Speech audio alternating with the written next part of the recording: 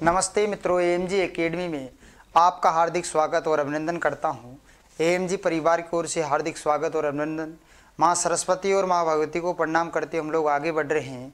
प्रश्नोत्तरी श्रीजय अक्षांश और देशांतर, लैटिट्यूड एंड लॉन्गिट्यूड, इन दोनों के बारे में हम लोग देख रहे हैं।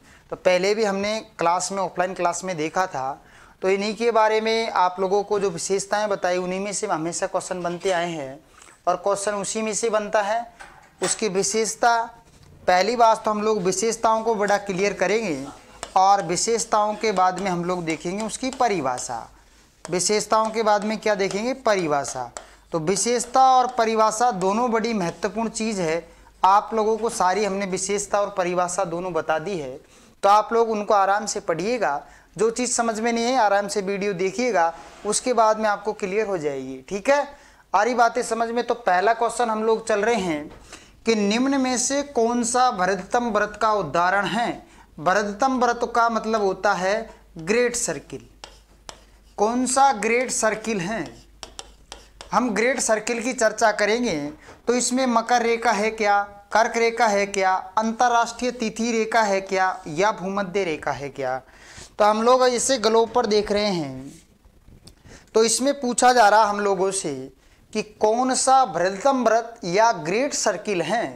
तो ग्रेट सर्किल का हम लोग चर्चा करें तो 0 डिग्री को जब हम देखते हैं तो ये तो अर्धवृत्त है, लेकिन 180 डिग्री को मिला दें तो ये पूर्ण वृत्त हो जाएगा। लेकिन ओनली ये तो यह कह रहा है कि वृहत्तम वृत्त, बड़ा वृत्त कौन सा होता है?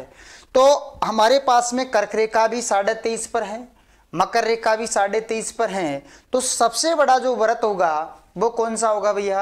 सबसे बड़ा वृत्त होगा भूमध्य रेखा। कौन सा है? भूमध्य रेखा, जिसको 0 डिग्री के नाम से, ये 23.5 डिग्री होता है लेकिन साउथ होता है, जिसका नाम मकर रेखा। ये भी 23.5 होता है लेकिन कौन सा है? एन कर्क रेखा। और अंतरराष्ट्रीय तिथि रेखा 180 डिग्री नॉर्थ एंड पश्चिम और पूरब दोनों होती है। उसके बाद में भूमध्य रेखा, जिसको 0 डिग्री के नाम से जाना जाता है, यह वृहत्तम वृत्त कहलाती है। कौन सा व्रत कहलाती है? वृहत्तम व्रत कहलाती है। वृहत्तम व्रत कहलाती है। तो कौन सी रेखा वृहत्तम व्रत कहलाएगी? 0 डिग्री, जिसका नाम दिया क्या? भूमध्य रेखा। तो वृहत्तम व्रत में कौन सी आएगी? ऐसे क्वेश्चन आ रहे हैं भैया एग्जाम में, तो आप लोग बड़े ध्यान से देखिएगा। पहले आप क्लास में पढ़िएगा और उसके बाद में आराम से यहाँ पर देखिएगा। तो सबसे वृहत्तम जो व्रत है कौन सा कहलाएगा? भूमध्य रेखा। ना अंतरराष्ट्रीय तिथि रेखा है, ना कर्क रेखा है और ना मकर रेखा है। कौन सा वृहत्तम व्रत कहलाएगा? तो वो कहलाएगा भैया भूमध्य रेखा। और भूमध्य रेखा ऑप्शन में नहीं हो तो 0 डिग्री भी दे सकता है। वो कौन सी? 0 डिग्री अक्षांश रेखा। ध्यान रखिएगा, 0 डिग्री अक्षांश रेखा भी वो दे सकता है आप लोगों के पास में, तो इसका ध्यान रखना है। तो वृहत्तम व्रत कौन सी है? भूमध्य रेखा। डी ऑप्शन इसका सही होगा। अगले क्वेश्चन की तरफ हम लोग चल रहे हैं, देखिएगा। किसी स्थान का समय 5 बजे प्रातः है जबकि GMT 3 बजे हैं, तो उस स्थान का देशांतर रेखा क्या होगी? किसी स्थान का समय 5 बजे प्रातः है जबकि GMT 3 बजे हैं, तो उस स्थान की देशांतर स्थिति क्या होगी? 45 डिग्री पूरब, 30 डिग्री पूरब, 60 डिग्री पूरब या 30 डिग्री पश्चिम। तो किसी स्थान का समय 5 बजे का है। उसके बाद में हम लोग देख रहे हैं GMT, ये ग्रीनविच रेखा है। ये कौन सी रेखा है? ग्रीनविच रेखा है। कौन सी रेखा भैया? ग्रीनविच रेखा है। और इसमें से हम देख रहे हैं ग्रीनविच रेखा में हम देखेंगे तो भैया 5 बजे और 3 बजे का वो बात करता है। मैंने कहा या तो कोई समय से क्वेश्चन बनेगा या फिर 2 लैटिट्यूड देगा या लॉन्गिट्यूड देगा या इसके बाद में IST इंडियन स्टैंडर्ड टाइम दे सकता है। 2-3 प्रकार से इसमें क्वेश्चन बनते हैं। तो इसमें हम लोगों ने देखा कि 5 बजे -2 बजे का अंतर हम लोग करते हैं 3 बजे। 5 बजे और -3 बजे का अंतर करता है तो 2 घंटे का अंतर आता है। कितने घंटे का अंतर आता है? 2 घंटे का। कितने घंटे का अंतर आता है? 2 घंटे का। हम लोगों को ये पता है कि 1 डिग्री जब 1 घंटे में पृथ्वी कितना घूमती है, 15 डिग्री घूमती है। कितना घूमती है भैया? 15 डिग्री। जब 1 घंटे में पृथ्वी 15 डिग्री घूमती है, कितना डिग्री? 15। तो भैया 2 घंटे में कितना घूमेगी? तो 2 × 15 कर लेंगे, डिग्री है तो 30 डिग्री घूम जाएगी। कितना घूमेगी भैया? ग्रीनविच रेखा से 3 बजे उस स्थान की देशांतर स्थिति क्या होगी? तो किसी समय प्रातः 5 बजे हैं, जबकि GMT पर 3 बजे हैं, तो उस स्थान की देशांतर स्थिति कितनी डिग्री होगी? 30 डिग्री। कितना डिग्री होगी? 30 डिग्री। लेकिन हम लोग चर्चा कर रहे हैं, इस प्रकार से हम लोग देख रहे हैं, ये 0 डिग्री है GMT की चर्चा हो गई। इसके बाद में प्रातः 5 बजे, यहाँ पर 5 AM का समय हो गया, तो GMT 3 बजे हैं, तो उस स्थान की देशांतर रेखा क्या होगी? कितने डिग्री? तो ये तो फिक्स हो गया 30 डिग्री होगी, 45 नहीं होगी, 60 नहीं होगी। लेकिन हम चर्चा कर रहे हैं यहाँ से कि 30 डिग्री देशांतर पर प्रातः बजे हैं सुबह के, तो अगला 3 बजे, 5 बजे कहाँ है? 5 कहाँ बज रहा है? यहाँ। तो आगे जाएंगे, पूरब की ओर जाएंगे, समय बढ़ेगा। लेकिन ये तो 3 बजे रिटर्न पूछ रहा है, तो पीछे पूछेगा तो क्या होगा भैया? इधर कौन सी दिशा है? पश्चिम। तो 30 डिग्री पश्चिम क्या होगा? इसका आंसर होगा। क्या होगा? इसका आंसर होगा। देखिएगा, अपन से पूछा किसी स्थान का समय 5 बजे प्रातः है, जबकि GMT 3 बजे है, तो उस स्थान की देशांतर स्थिति क्या होगी? ठीक है, तो प्रातः किसी स्थान पर 5 बज रहे हैं, GMT की बात कर रहा है वो 3 बजे की, तो अपने पास तो 5 बजे हैं। GMT का मतलब पीछे की तरफ हम लोग आए, पीछे की तरफ आने का मतलब क्या होगा? पश्चिम दिशा की ओर आए, तो पश्चिम दिशा में समय क्या होगा? 30 डिग्री पश्चिम की तरफ वो चला जाएगा। कौन सी तरफ चला जाएगा? 30 डिग्री पश्चिम की ओर चला जाएगा। आंसर नंबर कौन सा होगा? डी। क्योंकि पीछे का पूछ रहा है, वो आगे का नहीं पूछ रहा। कौन सा क्वेश्चन, समय कौन सा दे रखा है उसने? पीछे का, आगे का नहीं दे रखा। अगर 6 बजाते तो फिर अपन आगे चलते, 7 बजते तो अपन आगे चलते, लेकिन पीछे का पूछ रहा है 3 बजे का, तो पीछे 3 पे तो 30 पे थी, और 5 पे जाके कितने पे हो गई? 75 पे हो गई। आ गई बातें समझ में? इसमें आंसर नंबर कौन सा होगा? डी नंबर आंसर सही होगा। अगले क्वेश्चन की तरफ हम लोग चल रहे हैं। देखो, यदि 2 देशांतरों के समय में 3 घंटे 20 मिनट का अंतर है, तो देशांतर में अंतर क्या होगा? एक बात कर रहे हैं हम कि भैया यदि 2 देशांतरों के समय में 3 घंटे और 20 मिनट का अंतर है, तो देशांतर में अंतर क्या होगा? इसका मतलब 3 घंटे और 20 मिनट की वो हम लोगों से चर्चा कर रहा है। कितने की? 3 घंटे और 20 मिनट की।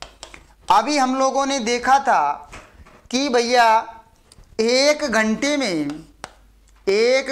में कितने डिग्री का कोण बनाती है पृथ्वी? 15 डिग्री का। तो 3 घंटे में कितना बनाएगी? 3 घंटे में कितना बनाएगी? 45 डिग्री का। कितना डिग्री का बनाएगी? 45 डिग्री का। 1 घंटे में कितना बनाएगी? तो 15 डिग्री का। और 3 घंटे में कितना बनाएगी? 45 डिग्री का। आ गई बातें समझ में? भैया हम लोगों ने देखा कि 1 घंटे में पृथ्वी जब घूमती है 15 डिग्री का कोण बनाती है या घूमती है। 3 घंटे में हम लोगों ने देखा 45 डिग्री। 20 मिनट की हम लोग बात कर रहे हैं, तो भैया 1 घंटे में 15 है, तो 30 मिनट में कितना डिग्री? 30 मिनट में कितना डिग्री का बनाएगी? तो 30 में बनाएगी 7.5 डिग्री का। कितना डिग्री का बनाएगी? 7.5 डिग्री का बनाएगी। उसके बाद में 15 मिनट में कितना बनाएगी? तो 15 मिनट में 7.5 का आधा करेंगे, तो 7 का आधा तो 3 हो गया, 7 का आधा 3.5, और आधा ये 4.25 का। लेकिन भैया इसमें 20 मिनट दे रखा है, इसलिए कितना डिग्री? 20 मिनट में कोण कितने डिग्री का बनेगा? तो 20 मिनट में कोण बनेगा 5 डिग्री का। तो टोटल आर ओवर जो देशांतर घूमेगी वो स्थिति होगी 50 डिग्री की। कितना डिग्री की स्थिति होगी भैया? 50 की। यदि 2 देशांतरों के मध्य में 3 घंटे 20 मिनट का अंतर है, तो देशांतरों में अंतर क्या होगा? तो हम लोगों ने देखा 3 घंटे का तो हम लोग चर्चा कर चुके हैं, 15 से गुणा किया, 3 घंटे को तो 45 आया, और उसके बाद 20 मिनट का देखा तो कितना डिग्री आया 5। तो टोटल ऑल ओवर देखेंगे तो कितना डिग्री का कोण बनेगा 50 डिग्री का कोण बनेगा। कितना डिग्री का बनेगा भैया 50 डिग्री का। तो आंसर नंबर कौन सा होगा डी, इसका आंसर नंबर सही होगा। अगला देखेंगे हम लोग, पृथ्वी घूर्णन करती है तो पृथ्वी पूरब से पश्चिम की ओर, पश्चिम से पूरब की ओर घूर्णन नहीं करती या दक्षिण से उत्तर की ओर।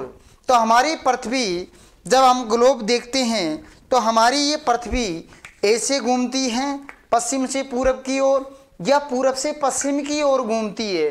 तो हमारी पृथ्वी में आप लोगों को मैंने बताया था कि भैया पृथ्वी कैसे घूमती है पश्चिम से पूरब की ओर। कैसे घूमती है पश्चिम से पूरब की ओर, पश्चिम से पूरब की ओर घूमती है,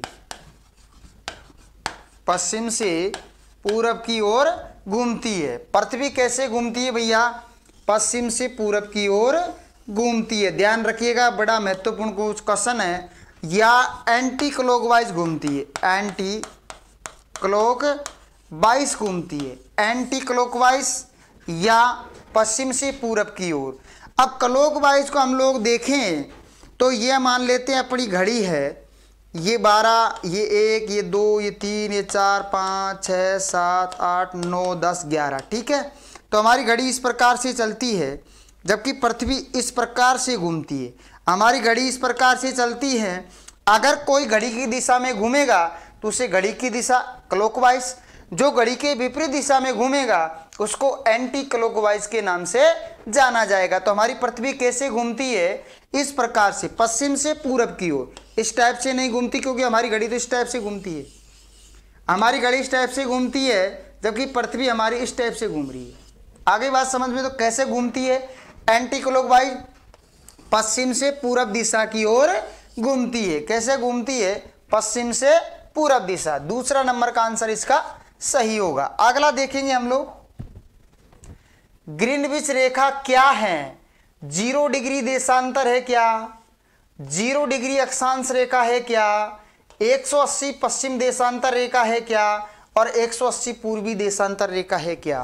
तो हम लोग देख रहे हैं ग्रीनविच रेखा क्या है। 0 डिग्री देशांतर रेखा को समय रेखा कहा जाता है, समय रेखा कहा जाता है। 0 डिग्री देशांतर रेखा को भूमध्य रेखा कहा जाता है, भूमध्य रेखा कहा जाता है। और 180 पश्चिम पूरब दोनों ही एक है, 180 पूरब और पश्चिम दोनों क्या है अंतरराष्ट्रीय तिथि रेखा। ये क्या अंतरराष्ट्रीय तिथि रेखा। तो ग्रीनविच रेखा किसको कहेंगे 0 डिग्री जो देशांतर और समय वह रेखा है उसको क्या कहा जाएगा भैया 0 डिग्री देशांतर रेखा कहो, या इसको आप लोग ग्रीनविच रेखा के नाम से जाना जाए या इंटरनेशनल टाइमलाइन के नाम से जाना जाए। बात एक ही है, बात एक ही है कि आप लोग इनमें से ये दो तो एक ही हैं। 0 डिग्री तो भूमध्य रेखा हो गई और 0 डिग्री जो देशांतर रेखा उसको समय रेखा कह दो या उसको ग्रीनविच रेखा के नाम से जाना जाता है। ग्रीनविच रेखा कह सकते हैं या इसको आप लोग 0 देशांतर कह सकते हैं, क्या इंटरनेशनल टाइमलाइन के नाम से भी जाना जाता है। आगे बातें समझ में, तो ध्यान रखिएगा 0 डिग्री जो ग्रीनविच रेखा क्या है 0 डिग्री देशांतर रेखा है। अगला क्वेश्चन देखेंगे,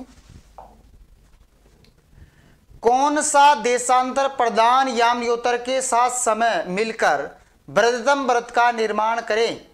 भाई ऐसा कौन सा देशांतर है जो प्रधान देशांतर के साथ मिलकर वृहत्तम वृत्त का निर्माण करें। इसका मतलब कहना चाह रहा है ये कि हम लोग इस प्रकार से, ये पृथ्वी है पश्चिम से पूरब की ओर घूम रही है, तो ऐसा कौन सा इसमें प्रधान यामदोतर है जो एक देशांतर तो इधर से गुजर गया और एक देशांतर पीछे से अगर मिला दिया जाए। इस प्रकार से हम लोगों से बात करता है कि एक मान लेते हैं ये तो हो गया देशांतर रेखा और ये अर्धवर्त कहलाएगी जब अर्धवर्त को ऐसा कौन सा देशांतर मिला दिया जाए कि यह एक पूर्ण वर्त के रूप में बन जाए।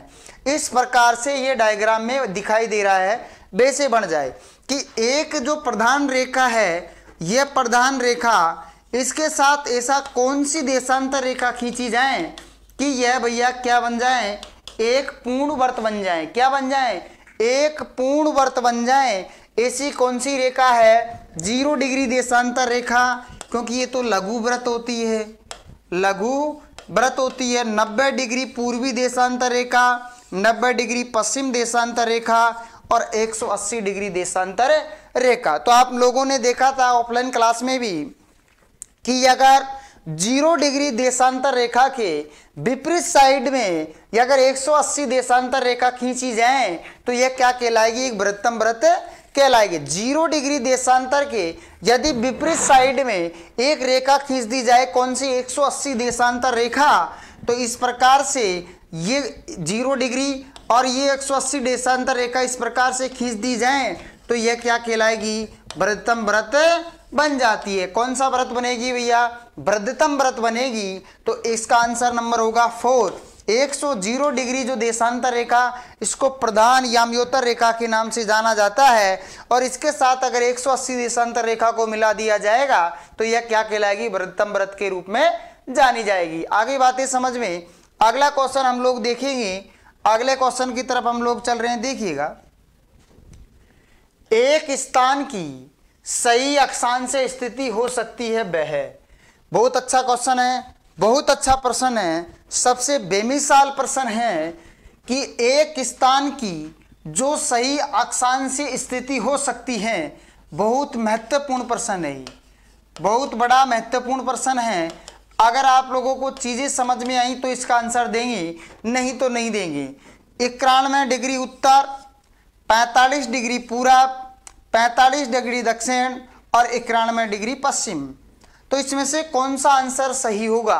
अक्षांश रेखाओं की वो चर्चा कर रहा है, तो ये मान लेते हैं 0 डिग्री है और 0 डिग्री जिसका नाम हो गया भूमध्य रेखा, और भूमध्य रेखा से इधर चलें 10 डिग्री, 20 डिग्री, 90 डिग्री तक इधर, और आप लोगों को पता है इधर से 10 डिग्री, 20 डिग्री, 30 डिग्री और 90 तक ही ऐस इधर हो गया। तो इस प्रकार से इसमें एक स्थान है जो सही अक्षांश से स्थिति पर स्थित है। इसमें से कौन सा, पहली बात 91 में उत्तर तो होता ही नहीं है, 90 होता है, ये भी नॉर्थ होता है, तो पहला तो गलत हो गया। 45 डिग्री पूरब तो क्या होती है, देशांतर होती है, जबकि हमसे चर्चा किसकी करा रहा है, वो अक्षांश रेखाओं की करा रहा है। 90 तक की होती है लेकिन 45 पूरब थोड़ी होती है देशांतर रेखाएं, अक्षांश रेखाएं। 45 दक्षिण और 91 पश्चिम, 91 पश्चिम भी देशांतर रेखाएं होती है, लेकिन 45 दक्षिण तो होती है अक्षांश रेखा।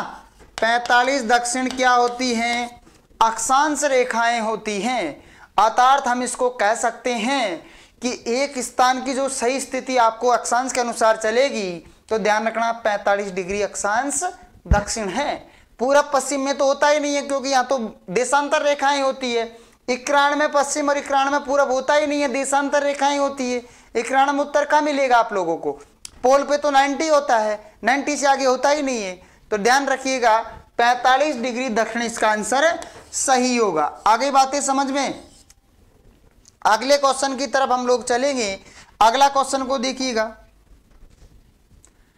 पृथ्वी पर मरुभूमि या इसको कह सकते हैं मरुस्थल, मरुभूमि या मरुस्थल होने की संभावना अधिक रहती है।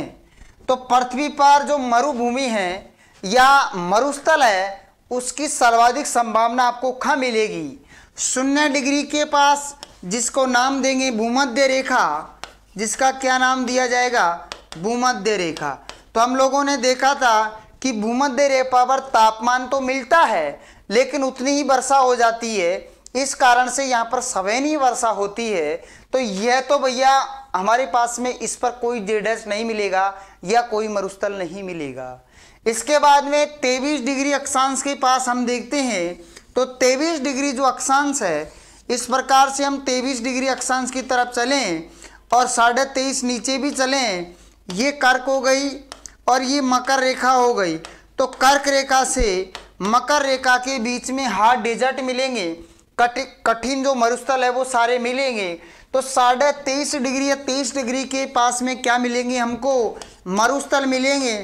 थार का मरुस्थल, टकलाकामा का मरुस्थल, गोबी का मरुस्थल, एरिजोना का मरुस्थल, कैलिफोर्निया का मरुस्थल, राजस्थान में थार का मरुस्थल, ये सारे कहाँ मिलेंगे?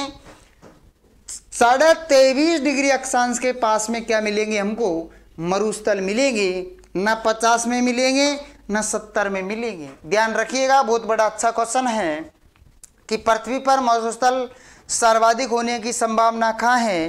तो आप लोगों ने अगर देखा होगा तो 23 डिग्री उत्तरी अक्षांश के उत्तर और 23 डिग्री इसके पास में मिलेंगे। नामीबिया का मरुस्थल, आटाकामा का मरुस्थल, पश्चिमी ऑस्ट्रेलियन, गिब्सन का मरुस्थल, नामीबिया का मरुस्थल, कालाहारी मरुस्थल। तो ये सारे उत्तरी, ये कर्क रेखा और मकर रेखा के पास में हार्ड डेजर्ट मिलेंगे, कठोर मरुस्थल मिलेंगे। बाकी भूमध्य रेखा पर आप लोगों को ये चीज़ नहीं मिलेगी, क्योंकि वहाँ तो 2 से 4 बजे के बीच में रोज वर्षा होती है, सवेनी वर्षा होती है। 2 से 4 बजे के बीच में कपासी मेघ बनते हैं या कपासी बादल बनते हैं, और कौन सी सवैनीय वर्षा यहाँ पर होती है। कैसी वर्षा होती है? सवैनीय वर्षा यहाँ पर होती है। ध्यान रखिएगा। तो ज़्यादातर मरुस्थल मिलेंगे कर्क और मकर रेखा पर। बहुत अच्छा क्वेश्चन है, कंसेप्चुअल क्वेश्चन है, देखिएगा। निम्न में से अक्षांश रेखाओं की विशेषता नहीं है। पूछ रहा भाई अक्षांश रेखाओं की विशेषता का मतलब हो गया कि इसमें ऐसी कौन सी विशेषता जो अक्षांश रेखाओं की नहीं है, देशांतर की है। इन 4 में से एक ऐसी रेखा है जिनकी विशेषता देशांतर की, अक्षांश की नहीं है। किसकी है? देशांतर की है। तो इनमें से कौन सा अक्षांश रेखा की विशेषताएं नहीं है? अपन ने ऑफलाइन क्लास में देखा था, जो अपनी क्लास चली थी उसमें सारी विशेषताएं इनकी अपन लोगों ने देखी, उससे एक भी क्वेश्चन बाहर नहीं है। लेकिन आप लोग आराम से पढ़िएगा। ये पूर्व से पश्चिम दिशा की ओर खींची जाती है। अपन ने नोट करवाया, पहला सही है। हम लोगों ने देखा था कि अक्षांश रेखाएं शुद्ध रूप में या ट्रू रूप में पूर्व से पश्चिम की ओर देखी जाती हैं। यह भूमध्य रेखा के समांतर होती है। तो दूसरी पर हमने देखा था ये भूमध्य रेखा है, इसके उत्तर और दक्षिण खींची जाती है। इस कारण दूसरा पॉइंट भी हमारे पास सही है कि यह भूमध्य रेखा के समांतर खींची जाती है। यह वृत्तम वृत्त का आधे वृत्त होती हैं। ऐसा बताया था क्या? मैंने ऑफलाइन क्लास में बताया था कि देशांतर रेखाएं वृत्तम वृत्त का अर्धवृत्त होती हैं। क्या बताया था? ये देशांतर में लिखाया था, ना कि अक्षांश में। किसमें लिखाया था? देशांतर में, ताकि अक्षांश रेखाएं जो देशांतर रेखाएं हैं वृत्तम वृत्त का आधा वृत्त होती है। कैसे होती है भैया? वृत्तम जो बड़ा वृत्त होता है उसका हाफ सर्किल, 50% सर्किल होता है, वो कौन होती? देशांतर। प्रत्येक अक्षांश रेखाएं वृत्त दूसरे से छोटा होता जाता है। तो हम लोग देख रहे हैं ये भूमध्य रेखा है, इसके बाद में ये कम हो गया, फिर और कम हो गया, फिर और कम हो गया। तो भूमध्य रेखा से उत्तर की ओर जाएंगे या भूमध्य रेखा से दक्षिण की ओर जाएंगे तो इनके वृत्तों का जो अंतराल है कम होता जाता है। किसका? देशांतर अक्षांश का। तो ये भी अक्षांश सही है, ये भी सही है, ये भी सही है, लेकिन ये बीच में देशांतर का आ गया। हम लोगों ने देखा था, ये पढ़ा था ऑफलाइन क्लास में कि यह किसका है? देशांतर का है। आगे बातें समझ में तो ध्यान रखिएगा। तीसरा इसका आंसर सही है। यह अक्षांश रेखाओं की विशेषता ना होकर किसकी है? देशांतर रेखाओं की विशेषता है। अगला क्वेश्चन देखेंगे। देशांतर रेखाओं के संबंध में कौन सा कथन सत्य नहीं है? अर्थात इसमें विशेषताएं अक्षांश की मिलेगी, इसमें अक्षांश की विशेषताएं मिलेगी, देशांतर की बात करना चाह रहा है। ये रेखाएं उत्तर से दक्षिण खींची जाती है। तो हम लोगों ने खूब बारीकी से देखा था, उत्तरी ध्रुव को दक्षिणी ध्रुव से मिलाने वाली जो रेखाएं हैं, उत्तरी ध्रुव से दक्षिणी ध्रुव को मिलाने वाली जो रेखाएं हैं क्या कहलाएगी? देशांतर रेखाएं कहलाएगी। पहली बात हमको सत्य लगी है किसके? देशांतर के संबंध में। प्रत्येक देशांतर दूसरे देशांतर से छोटा होता चला जाता है। दूसरी बात हम लोगों ने की कि प्रत्येक 2 देशांतर हैं जो दूसरे देशांतर से क्या होता है? छोटा होता जाता है। ऐसा है क्या? अक्षांश में देखा था कि एक देशांतर है बड़ा होता जाता है, छोटा नहीं होता है। एक देशांतर दूसरे देशांतर से क्या होता है, बड़ा होता है, छोटा नहीं होता है। तो एक देशांतर दूसरे से छोटा होता है क्या, जैसे भूमध्य रेखा है, भूमध्य रेखा से उत्तर की ओर चलेंगे तो छोटा होगा, और भूमध्य रेखा के दक्षिण की ओर चलेंगे तो छोटा होगा। ये इससे मैच नहीं खाता, देशांतर से मैच नहीं खाता, अक्षांश से मैच खाता है। ये रेखाएं उत्तरी ध्रुव से दक्षिण ध्रुव को परस्पर मिलाती हैं। अभी देख लिया, देखो ये उत्तरी ध्रुव है, ये नॉर्थ पोल है, और ये साउथ पोल है, इन दोनों को ही तो मिला रही है। नॉर्थ पोल और साउथ पोल दोनों को मिला रही है, इस कारण से ये भी बात सही है। ये वृत्तम व्रत का आधे व्रत होती हैं, यह बात भी सही है कि जो देशांतर रेखाएं क्या होती है, वृत्तम व्रत ग्रेट सर्किल का सेमी सर्किल होती है। ग्रेट सर्किल का क्या होती है, सेमी सर्किल होती है, यह बात भी सही है।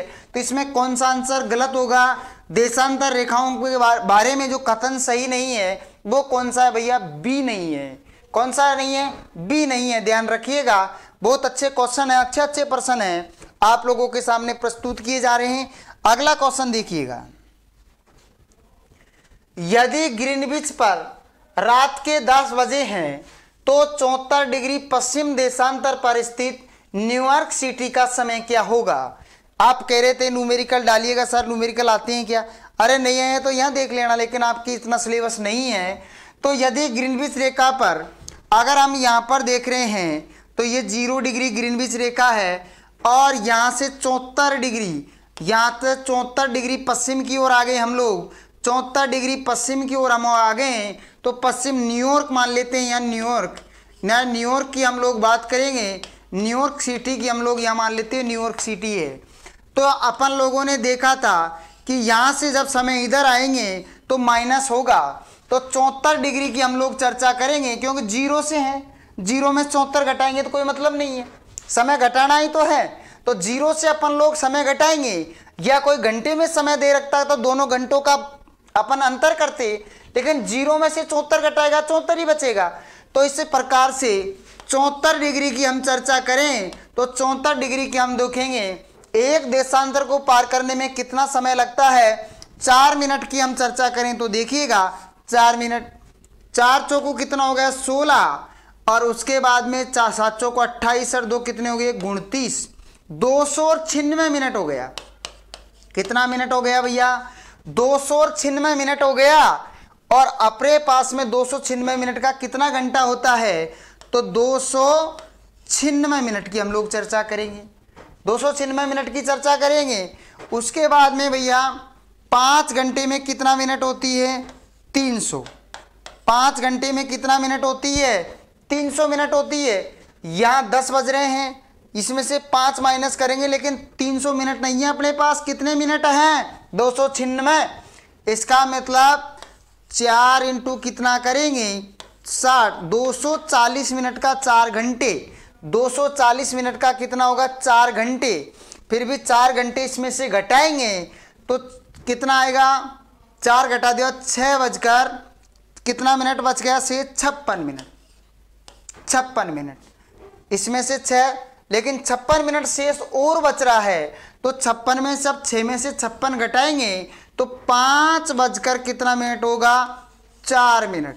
कितना मिनट होगा भैया 4 मिनट, कितना 5 घंटे 4 मिनट पीएम पर क्या होगा इसका समय हो जाएगा, न्यूयॉर्क सिटी का समय।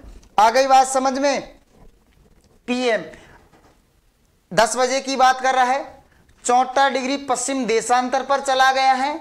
इसके बाद न्यूयॉर्क का समय पूछा जा रहा है, किसका समय पूछा जा रहा है, न्यूयॉर्क का समय पूछा जा रहा है। तो इसका आंसर नंबर कौन सा होगा भैया, ए नंबर इसका आंसर सही होगा। 74 डिग्री की बात करें, यहां से 74 हम लोग चले आगे की तरफ चले तो समय क्या होगा माइनस होगा, तो 0 डिग्री में से जब -74 किया तो 74 बचेगा। 4 से गुणा कर लिया, एक देशांतर को पार करने में कितना समय लगता है 4 मिनट, और उसके बाद में अपन लोगों ने कैलकुलेट किया तो 5 बजकर 4 मिनट, ये 4 मिनट अच्छा लगता है, तो 5 घंटे 4 मिनट पीएम पर इस यहाँ का समय होगा। आगे बात समझ में, पोस्ट मेरिडियन समय होगा। अगला क्वेश्चन देखिएगा, ग्लोब पर गोलार्धों की कुल संख्या कितनी है। ग्लोब पर कितने गोलार्ध होते हैं, तो गोलार्ध पर कितने गोलार्ध होंगे ग्लोब पर, उत्तरी गोलार्ध, पश्चिमी दक्षिणी गोलार्ध, पूर्वी गोलार्ध और पश्चिम गोलार्ध। गोलार्धों की संख्या कितनी है? 4। कितने गोलार्ध है भैया हमारे पृथ्वी पर? 4 गोलार्ध है। गोलार्धों की संख्या कितनी है? 4 हैं। अगला क्वेश्चन देखेंगे कि अक्षांश रेखा के सहारे यूएसए और कनाडा की सीमा निर्धारित की जाती है। किस अक्षांश रेखा के सहारे? बहुत बड़ा महत्वपूर्ण प्रश्न है ये भैया, बहुत महत्वपूर्ण प्रश्न है कि यूएसए संयुक्त राज्य अमेरिका और कनाडा की सीमा निर्धारित की गई है। ये मान लेते हैं कनाडा और ये मान लेते हैं यूएसए। ये कनाडा हो गया और ये यूएसए हो गया। तो इन दोनों के बीच में जो देशांतर रेखा गुजरती है वो 49 डिग्री समांतर रेखा गुजरती है। ध्यान रखिएगा, कनाडा और यूएसए के बीच में 49 डिग्री समांतर रेखा गुजरती है। कौन से गुजरती है? 49 डिग्री समांतर रेखा गुजरती है। आगे बातें समझ में तो ध्यान रखिएगा, ना तो 45 है, ना 47, ना 51, कितनी है? 49 डिग्री समांतर रेखा यूएसए और कनाडा दोनों को क्या करती है?